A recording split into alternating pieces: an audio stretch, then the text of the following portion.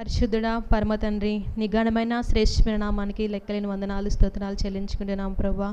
అయా గతించిన వారమంతా నీ సజీవన రెక్కల కింద మమ్మల్ని కాచి కాపాడి సంరక్షించినందుకు నీకు స్తోత్రాలు చెల్లించుకుంటున్నాం. ఈ వారములో మమ్మల్ని అడుగుపెట్టినందుకు నీకు వందనాలు ప్రభా. అయా కోడి తన రెక్కల కింద పిల్లల్ని ఎలా దాచి ఉంచుద్దో తండ్రి, ఆ విధంగా నీ రెక్కల కింద మమ్మల్ని కాచి నీ కృపలో తండ్రి, నీ దయలో మమ్మల్ని దాచి ఉంచినందుకు నీకు స్తోత్రాలు చెల్లించుకుంటున్నాం ప్రభా. పాటల ద్వారా నిన్ను స్తుతించాము, ఘనపరిచాము తండ్రి. రెండోది వాక్యం ద్వారా తండ్రి మీరు మాతో మాట్లాడమని మేము నమ్ముచున్నాం దేవా. అయా నీకు స్తోత్రాలు చెల్లించుకుంటున్నాం. గొప్ప దేవుడివి, శక్తిమంతుడివి, సర్వాధికారివి నువ్వే తండ్రి. ఇక్కడ చేరిన ప్రతి ఒక్క బిడ్డని మీరు దీవించమని అడుగుచున్నాం ప్రభా. అయా ఏ బిడ్డకైతే ఏ జీవాహారము కావలసి ఉన్నదో, అవసరమై ఉన్నదో తండ్రి ప్రభా, అయా నా ద్వారా మీరే వారితో సూటిగా తేటగా మీరు మాట్లాడమని అడుగుచున్నాము తండ్రి ప్రభా. అయా నన్ను నేను తగ్గించుకొనుచు నీ నామాన్ని హెచ్చించబడే భాగ్యాన్ని మీరు నాకు దయచేయమని, ఎటువంటి కంగారు, భయము, కలవరము లేకుండా ప్రభా అయా మీరే నా నోటిని బోరగా మీరు వాడుకోమని, అయా ప్రాణం నుండి మిగింపు వరకు నీ కాపుదల, నీ కనుదృష్టి ప్రభా అయా నా పైన, మా పైన, ఈ స్థలము పైన మీరు ఉంచమని మా ప్రభును రక్షకుడైన యేసుక్రీస్తు నామములో అడిగి వేడుకుంటున్నాము మా పరమ తండ్రి. ఆమేన్.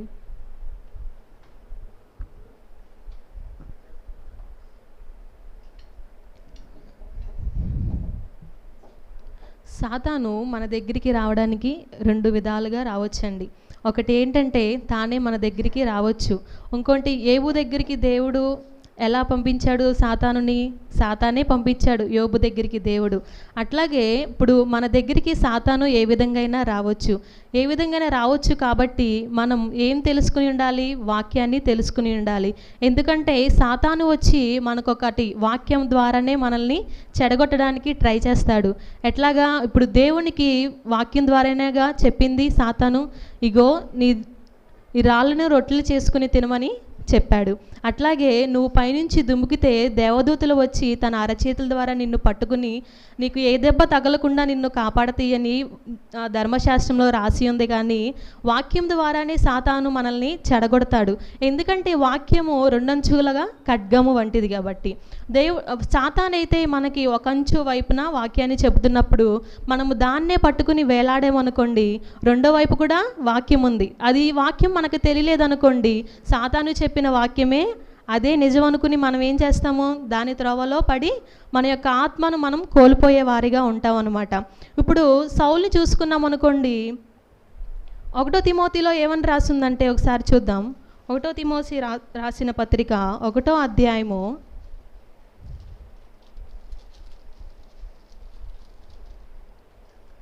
12వ వచనం చూసుకుందాం. పూర్వము దూషకుడును, హింసకుడును, హానికరుడైన నన్ను తన పరిచర్యకు నియమించి నమ్మకమైన వానిగా ఎంచినందుకు నన్ను బలపరిచిన మన ప్రభువైన క్రీస్తు యేసుకు కృతజ్ఞుడై ఉన్నాను. తెలియక అవిశ్వాసము వలన చేసి గనుక కనికరింపబడి తిని. ఇప్పుడు నువ్వు ఒక విశ్వాసివి, నీకు సరిగ్గా వాక్యము తెలియదు.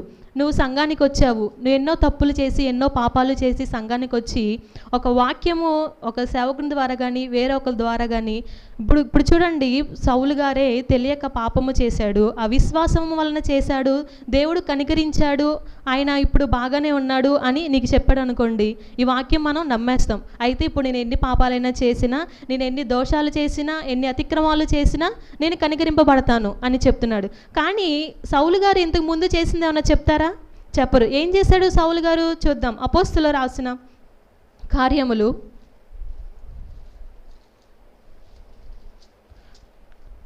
9వ అధ్యాయము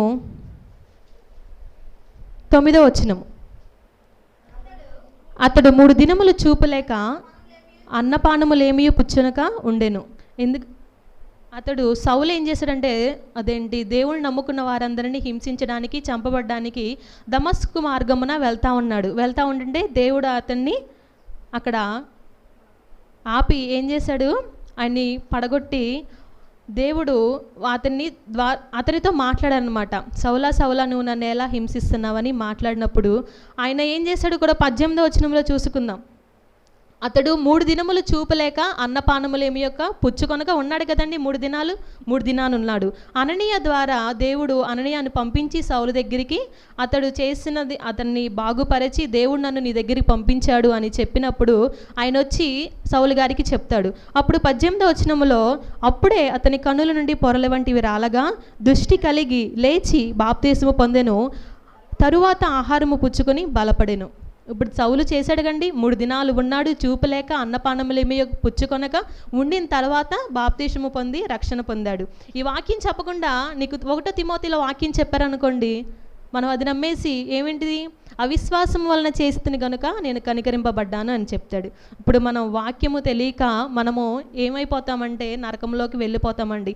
కాబట్టి మనకి వాక్యము తెలిసి ఉండాలి.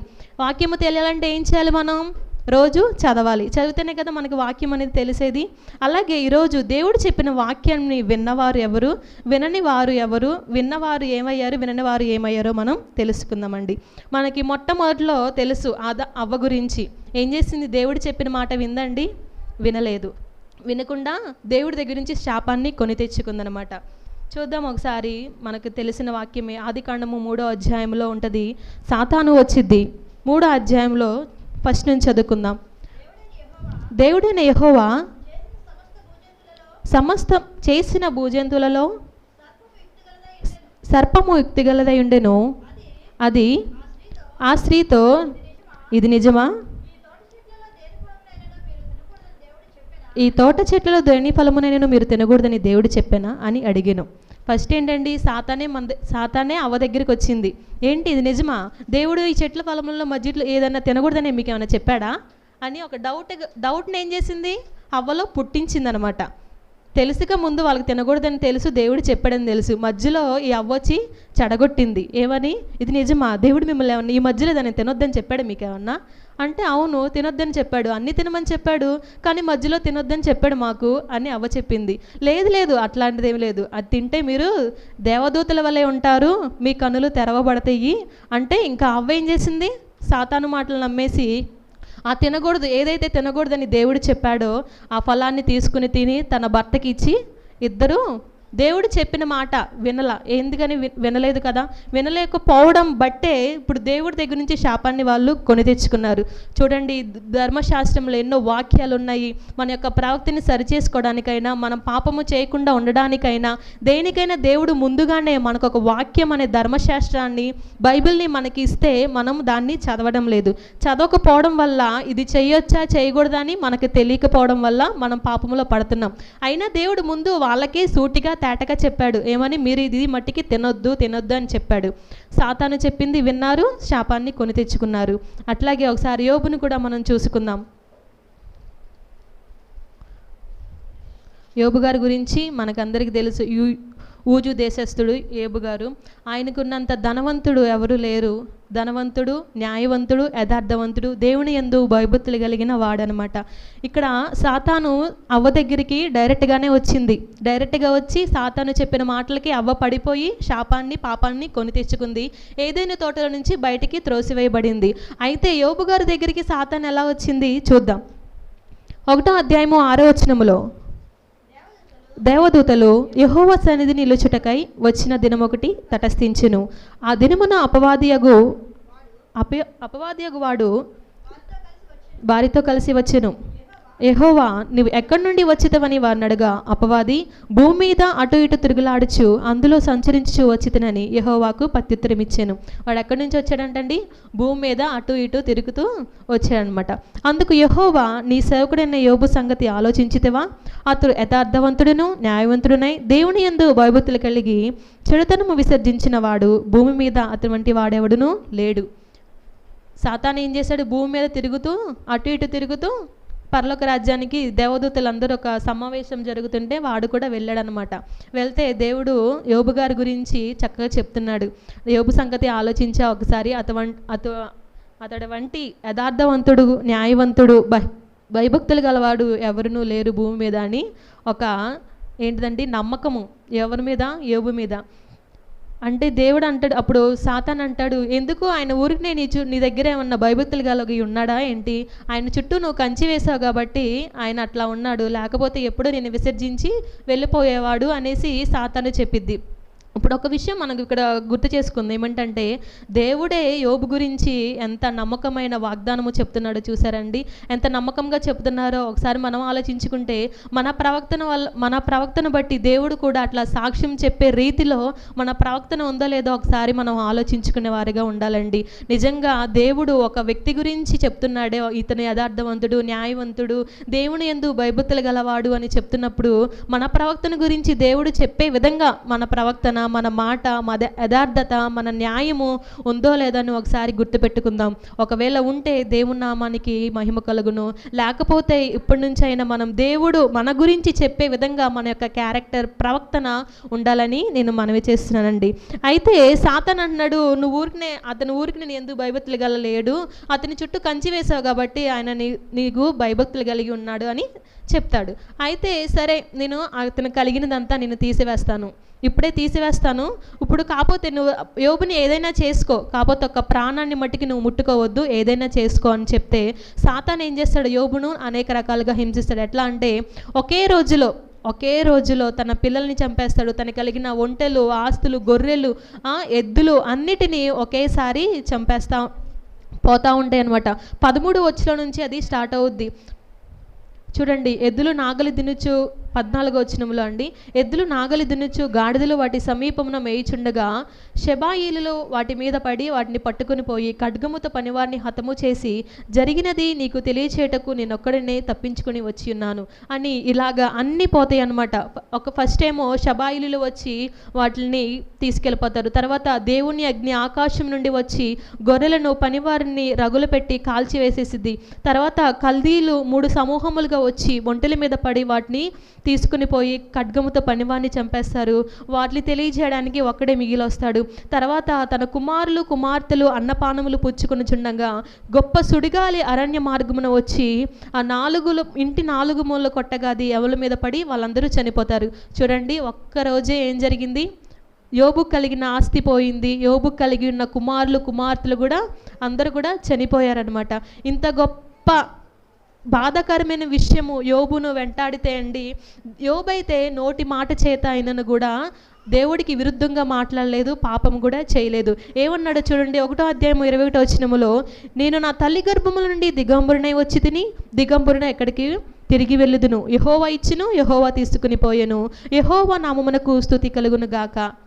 చూసారండి ఎంత గొప్ప మాట చెప్పాడో. మనమైతే ఇప్పుడు చూడండి, ఇప్పుడున్న కరోనా పరిస్థితుల్లోనే ఏదైనా చిన్న ఆపద కలిగితే దేవుడు నన్ను మర్చిపోయాడు, దేవుడు నాకు అన్యాయం చేశాడు అని వచ్చేస్తాయి డైలాగులు, ఒకటి వరుసగా వచ్చేస్తాయి. కానీ ఇంత జరిగినా కూడా యోబు అయితే దేవుని విషయంలో ఒక్క మాట అయినా అనలేదు. నేను దిగంబరిగా వచ్చాను, దిగంబరిగానే వెళ్తాను. మనం పుట్టేటప్పుడు ఏమన్నా తీసుకొచ్చామా అండి?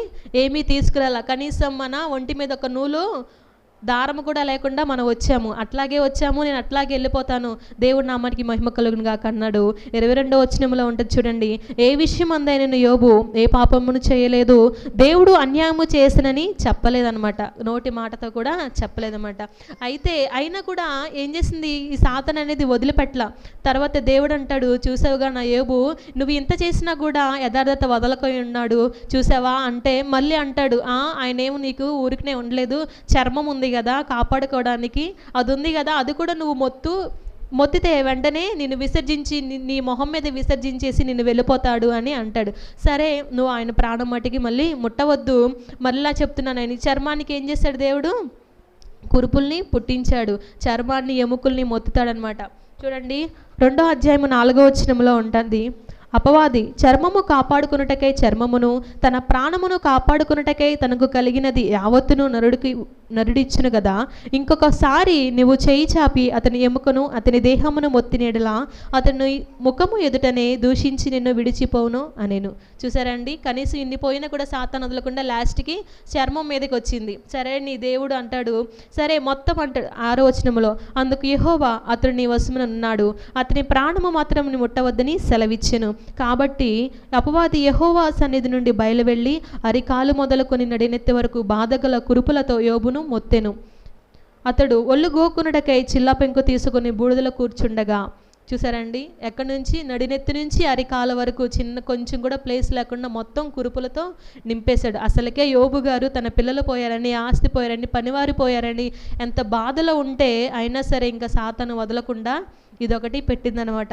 అయితే 9వ వచనంలో అతని భార్య వచ్చి, నువ్వు ఇంకా యథార్థతను వదలకుందువా, దేవుని దూషించి మరణం కమ్ము అని ఒకటి మాట చెప్పిందనమాట. అసలుకే కొంతమంది ఆడవాళ్ళు ఉంటాం, ఉన్న బాధలు అయితే మళ్ళీ ఇంకొకటి మూలిగే నక్క మీద తాటికే పడినట్టు ఒక్కొక్కరు మాటలు అలా ఉంటాయి అనమాట. సాతాను ఈసారి భార్య రూపంలో వచ్చినట్టుంది యోబు దగ్గరికి. ఇంత జరిగినా సరే నువ్వు ఇంకా దేవుడి మీద యథార్థత వదలకుందువా అంటుంది. అయితే భార్య ఏం చేయాలండి, దేవుడు ఇచ్చిన దేవుడు తీసుకుని పోయినని ఏబులాగా మాట్లాడవచ్చు కదండి, మాట్లాడలేదు. అవిశ్వాసులు, బలహీనమైన ఘట్టాలు భార్యలు అనమాట. అందుకే ముందుగానే దేవుడు చెప్పాడు, వాళ్ళు బలహీనమైన ఘట్టాలు, వారితో చాలా జాగ్రత్తగా కాపురము చేయమని చెప్పారు సౌలు గారు. అట్లాగే చూడండి, భార్య దేవుని దూషించి నువ్వు మరణము కమ్ము అంటే మూర్ఖురాలు మాట్లాడినట్టు నీవు మాట్లాడుచున్నావు. చూడండి, అందుకతడు 10వ వచనములో, 2వ అధ్యాయము 10వ వచనము, అందుకతడు మూర్ఖురాలు మాట్లాడినట్లు నీవు మాట్లాడుచున్నావు, మనము దేవుని మేలు అనుభవించదుమా, కీడు అనుభవించతగదా అనెను. ఈ సంగతిలో ఏ విషయం అందైనను యోబు నోటి మాటతోనైనను పాపము చేయలేదు. చూసారా అండి, భార్య వచ్చి, సాతాను వచ్చి ఇన్ని చేసినా కూడా, ఇన్ని ఇబ్బందులు, ఇన్ని బాధలు ఉన్నా కూడా ఏమనలేదు. అలాగే భార్య వచ్చి కూడా దేవుని దూషించి నువ్వు మరణము కమ్ము, దేవుని దూషించితే మరణం వచ్చిద్దని తెలిసిపోయింది కూడా ఆమె కూడా, అయినా సరే మరి దూషించమని ఎందుకు చెప్పినట్టు అసలు ఆమె ఆలోచించాలి కదండి. మనము దేవుని వలన మేలు అనుభవించదుమా, కీడు అనుభవించదగదు. ఇప్పటి వరకు మేలు చేశాడు దేవుడు, మనకి ఎంతో ఆస్తి ఇచ్చాడు, పిల్లల్ని ఇచ్చాడు, మనకి ఎటువంటి లోటు లేకుండా చేశాడు. మరి ఇప్పుడు దేవుడు మనల్ని మొత్తినందున ఈ పరిస్థితిలో ఉన్నాము, ఆ పరిస్థితి అనుభవించాము, ఈ పరిస్థితి కూడా మనం అనుభవించుదాము అనేసి ఒక్క మాటతో ఒక సమాధానం చెప్పాడు. కానీ నోటి మాటతో నేను దేవుడు నాకు అన్యాయం చేశానని మాట మటుకి యోబు నోటి నుంచి రాలేదనమాట. చూసాడండి, సాతాను ఎట్లా వస్తాడో మనకు అర్థమైంది. ఒకటి, సాతాను డైరెక్ట్గా మన యొద్దకు రావచ్చు, లేకపోతే దేవుని దగ్గర నుంచి ఒక మాట సెలవు తీసుకుని మన దగ్గరికి రావచ్చు. వచ్చినప్పుడు మనం ఏ పరిస్థితిలో ఉన్నా కూడా యోబులాగా నోటి మాటతోనైనను, లేకపోతే ప్రవక్తన ద్వారానైనను దేవుని దూషించడం కానీ, దేవుని యథార్థత వదలడం కానీ అట్లాంటి ఏమీ చేయకుండా ఉంటే దేవుడు 200 మళ్ళీ 700 యోబు గారికి ఇచ్చాడు. మరలా పిల్లల్ని ఇచ్చాడు, మరలా ఆస్తిని ఇచ్చాడా లేదండి. లాస్ట్లో ఉంటుంది, యోబు గ్రంథం చివరి అధ్యాయంలో ఉంటుంది, మరలా ఇచ్చాడు. కాబట్టి ఇప్పుడు చూడండి, హవ్వను చూసుకున్నట్లయితే దేవుని మాట వినలేదు, ఏదోని తోట నుంచి త్రోసివేయబడింది. చూద్దాము 2 కొరింథీ అసలు ఎలా వస్తాడంటే ఇది సాతాను 11వ అధ్యాయము, 2 కొరింథీ రాసిన పత్రిక 11వ అధ్యాయము 14వ వచనము, సాతాను తానే వెలుగుదూత వేషము ధరించుకొనుచున్నాడు గనుక వాని పరిచారకులను నీతి పరిచారకుల వేషము ధరించుకొనుట గొప్ప సంగతి కాదు, వారి క్రియల చొప్పున వారికి అంతము కలుగును. సాతాను ఎలా వస్తున్నాడంటండి, దూత వేషంలో, వాడే వెలుగు దూత అంటే దేవదూతల వేషంలో వేసుకుని వాడే మన దగ్గరికి వస్తున్నాడు. మామూలుగా ఒక భయంకరమైన వేషం వేసుకుని, లేకపోతే ఒక రూపంలో రావట్లా, నేనే దేవుడి దగ్గర నుంచి వచ్చిన దేవదూతను అన్నట్లుగా మన దగ్గరికి వస్తున్నాడు అనమాట. వాని పరిచారకులు నీతి పరిచారకుల వేషము, చూడండి, వారి పరిచారకులు ఏ వేషం వేసుకున్నారు, నీతి పరిచారకుల వేషము వేసుకుని వస్తున్నారనమాట. అది గొప్ప సంగతేం కాదు, వాడు అట్లా ధరించుకుని రావడం పెద్ద గొప్ప సంగతేం కాదు. వాడు ఎట్లయినా మారుస్తాడు, ఎట్లయినా తిరుగుతాడు, ఎన్ని విధాలుగైనా మన దగ్గరికి రావచ్చు. వారి క్రియల చొప్పున వాడికి అంతము కలుగును. వాడు అలా చేశాడు కాబట్టి వాడికి అంతం వస్తుంది. వాడి మాటలు విని వాడి చొప్పున మనం చేస్తే మనకేం వస్తుంది, మనకి అంతమే వచ్చింది. అంతము వచ్చి ఎక్కడికి వెళ్తాం, నరకానికి వెళ్తాం. మరణం అనేది అంతటితో అయిపోయి నరకానికి వెళ్తాం. మరలా మనం జీవంతో ఉన్నామనుకోండి, నిత్య జీవం పరలోకానికి వెళతాము. చూడండి, మాకు తెలిసిన వ్యక్తి మొన్న ఒక మా అమ్మ అనబట్టి మాకు అత్తయ్య గారికి చెప్తుంటే విన్నాను. వాళ్ళు ఒక కొత్త ఇల్లు శంకుస్థాపన చేస్తున్నారనమాట. శంకుస్థాపన చేస్తుంటే ఒక పాస్టర్ గారు వచ్చారంట. పాస్టర్ గారు వచ్చి ప్రార్థన చేస్తున్నారు. ఇగో నేను ప్రార్థన చేస్తుంటే నీకు ఒక దోషం నాకు కనబడుతుంది, అదేంటంటే నాగదోషం అంట. పాస్టర్ గారు చెప్తున్నారు ఈ మాటలు, నాగదోషము కనిపిస్తుంది, నువ్వు వెళ్ళి పొట్లోకి వెళ్ళి పాలు పోస్తే ఈ దోషం పోయిద్ది, ఇంకా నువ్వు అభివృద్ధి చెందుతావని చెప్తున్నాడు. ఎట్లా వచ్చిందండి సాతాను, పాస్టర్ గారి రూపంలోనే వచ్చింది. తానే వెలుగుదూత వేషము వేసుకుని వచ్చింది. వస్తే వాళ్ళు నేను ఏ దోషం చేయలేదు, నేను కనీసం పామును కూడా నేను ఎప్పుడు చంపలేదని ఆయన ప్రత్యుత్తరం ఇచ్చాడనమాట. ఇస్తే సరే లేదు లేదు నీకు నాగదోషం ఉంది, నువ్వు వెళ్ళి పొట్టలో పాలు పోయి అప్పుడు నీ దోషం పోద్ది అని చెప్పాడంట. వచ్చి మాకు చెప్తుంది, ఏమని చెప్తుంది, అమ్మో ఆయన నిండా బాగా దేవుడు నింపేసుకుని ఉన్నాడు, అసలు చూసిందల్లా భలే చెప్పేస్తున్నాడు అసలు అనేసి చెప్తుంది. అప్పుడు మేము అనుకున్నాం నీలాంటి వాళ్ళు ఉండబట్టే ఇంకా అలాంటి వాళ్ళు తయారవుతున్నారని మేము మా అత్తయ్య చెప్పాను అనమాట. అసలు ఎవరైనా అలా చెప్తారండి పాస్టర్ గారు? ఎవరన్నా నీకు పాపము ఉందంటే, అతిక్రమం ఉందంటే నువ్వు 3 రోజులు వచ్చి ప్రార్థన చేసి దాన్ని బట్టి నువ్వు పశ్చాత్తాప పొంది దేవుని దగ్గర నుంచి క్షమాపణ పొందు అని చెప్తారు, కానీ పొట్టలో పాలు పోయమని చెప్తారండి అసలు ఎవరన్నా? అలాంటి వాళ్ళు తయారయ్యారనమాట దేశంలో. సాతాను ఎట్లా వస్తుంది చూసారు కండి, తానే వెలుగుదూత వేషంలో వేసుకొచ్చింది. ఇప్పుడు ఆ క్రియలు వాళ్ళు జరిగించారనుకోండి, ఏం లేనట్టు వాళ్ళ హృదయంలో వాక్యం తెలీదు. ఓహో ఇప్పుడు నిజంగా ఇది నిజమేనేమో, ఇట్లా పాస్టర్ గారే చెప్పారు కాబట్టి నేను ఇలా చేయాలేమో అని వాళ్ళు చేసేస్తే ఆత్మకి ఆయన ఉత్తరవాది అయిపోతాడనమాట. చూడండి మనం ఇప్పుడు దినాలు చాలా చెడ్డ దినాలు, భయంకరమైన దినాల్లో ఉన్నాము. మన ప్రార్థన మన వాక్యమే మనల్ని కాపాడి మనల్ని పరలోక రాజ్యానికి తీసుకెళ్ళేదనమాట. ఎవరైనా 2 రెక్కలు, విశ్వాసికి పక్షికి 2 రెక్కలు ఎలా ఉంటాయో విశ్వాసికి 2 రెక్కలు, ఒకటి ప్రార్థన, 2 వాక్యము. 2 కలిగి ఉంటేనే నువ్వు ఎగురుతావు, ఈ లోకంలో నుంచి ఎగిరి దేవుణ్ణి చేరుకుంటావు. గువ్వ వలే నేను నిన్నెగిరి నిన్ను చేరనా అనే ఒక పాట కూడా ఉంది కదా, అలాగే మనము కూడా ఆయన్ని చేరుకుని ఆయన్ని దగ్గరికి ఉంటామన్నమాట.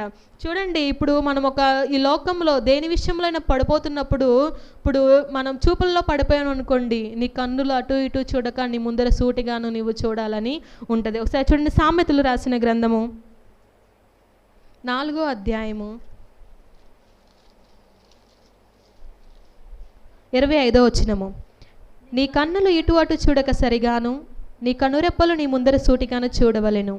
చూడండి నీకు ఒక్కోసారి నీ కన్నులు దేవుని విషయంలో కానీ లోకానుసారంగా కానీ అభ్యంతరపరిచినాయి అనుకోండి, నీకు వెంటనే వాక్యము గుర్తుకు రావాలి. నీ కన్నులు అటు ఇటు చూడకూడదు, నీ ముందు సూటిగా చూడాలి. 27వ వచనంలో చూడండి, నీవు కుడి తట్టుకైనను ఎడమ తట్టుకైనను తిరగకము, నీ పాదములను కీడునకు దూరముగా తొలగించుకొనుము.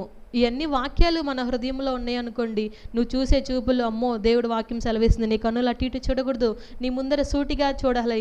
ఇగో చూడండి, నీ పాదములు కీడునకు దూరముగా తొలగనీయకము. చూడండి నువ్వు వెళ్ళే స్థలాలు కానీ నువ్వు చూసే చూపులు కానీ ఎప్పుడు కూడా నీ వాక్యం ఒకటి నీకు అద్దం వల్లే నీకు కనిపిస్తూ ఉండాలి. ఎప్పుడు ఉంటుందంటే ఈ వాక్యం ఎప్పుడు గుర్తుంటుంది మనకి? కీర్తనలు రాసిన గ్రంథము 119వ అధ్యాయము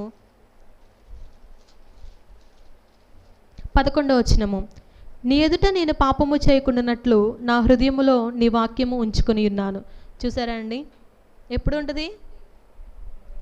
ఆయన ఎదుట పాపము చేయకుండా ఉండనట్లు నా హృదయంలో నీ వాక్యము ఉంచుకొని ఉన్నాను. ఆయన యొక్క వాక్యము మన హృదయంలో ఉంచుకుంటే అప్పుడు మనం దేవునికి విరుద్ధంగా ఏ పనులు చేయము. ఒకసారి మత్తయి సువార్త 4వ అధ్యాయము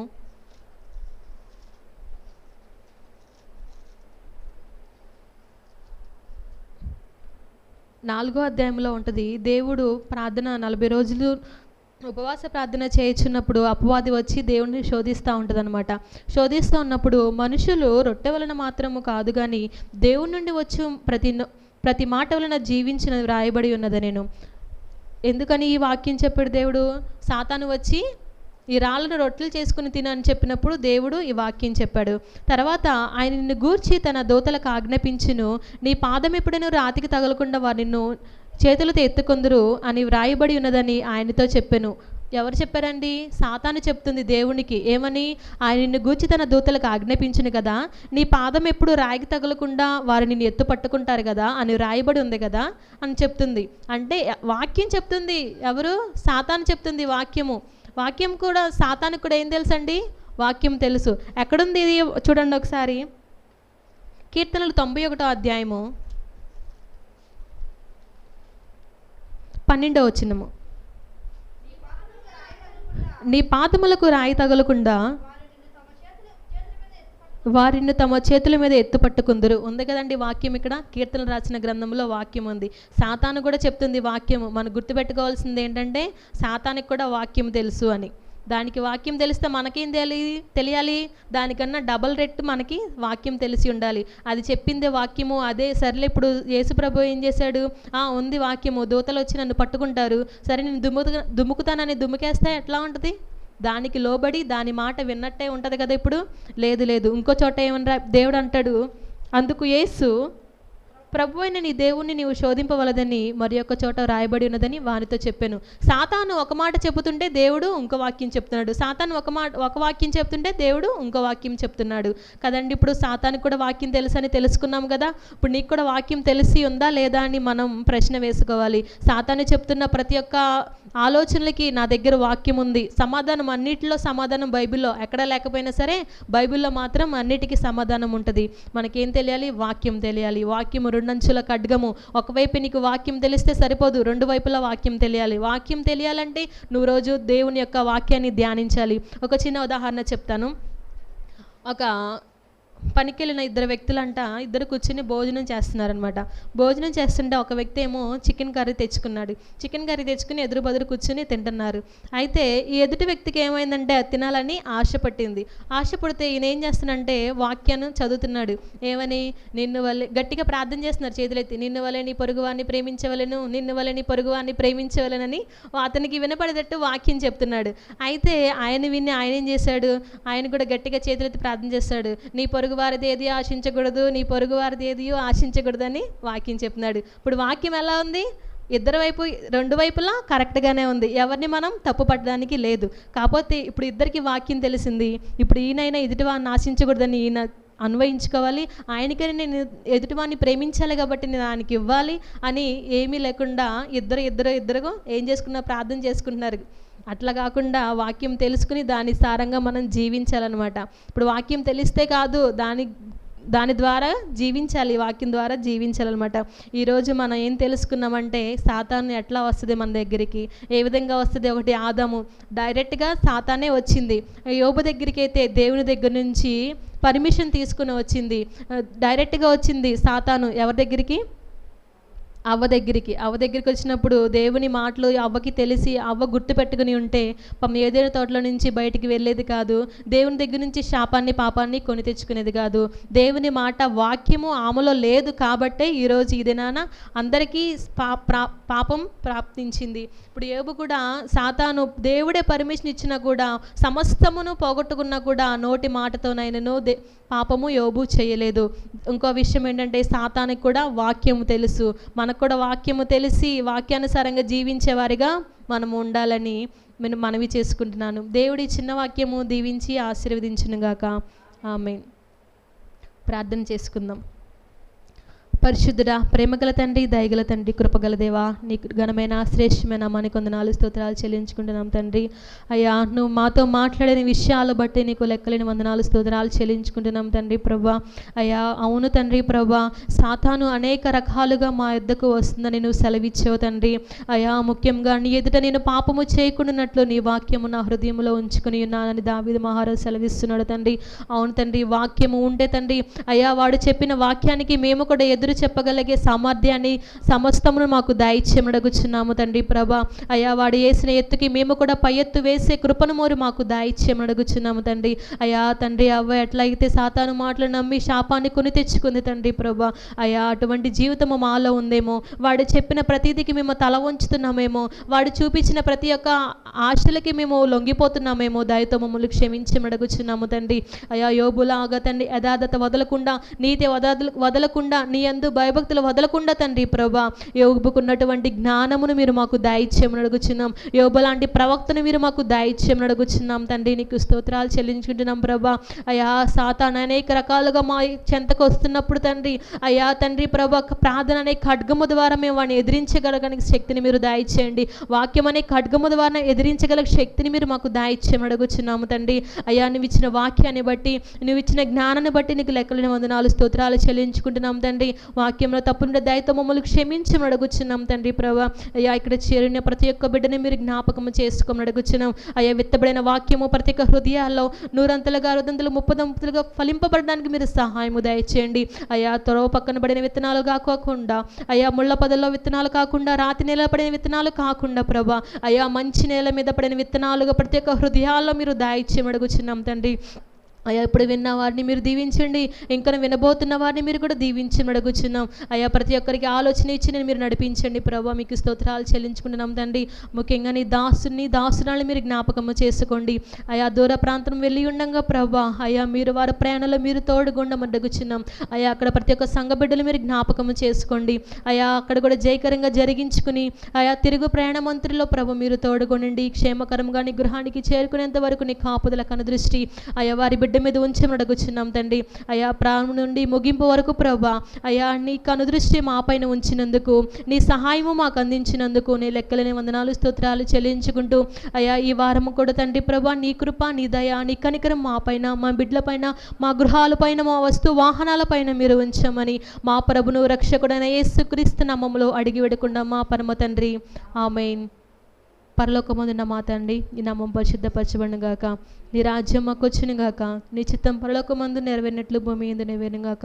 మా అనుదిన ఆహారాన్ని మాకు దయచేయండి, మా నోరస్తులు క్షమించే ప్రకారం మా రుణములు క్షమించండి, మమ్మల్ని శోధనకి కానిగిడి తప్పించండి, ఎందుకనగా రాజ్యము బలము శక్తి నిరంతరం నీవు ఉన్నావు తండ్రి. ఆమేన్. యేసు రక్తమే జయం, శిలువ రక్తమే జయం, అపవాది క్రియల అంత నాశనం, ప్రవేశనములో సంపూర్ణ విజయం కలుగును గాక. ఆమేన్. అందరికీ వందనాలు.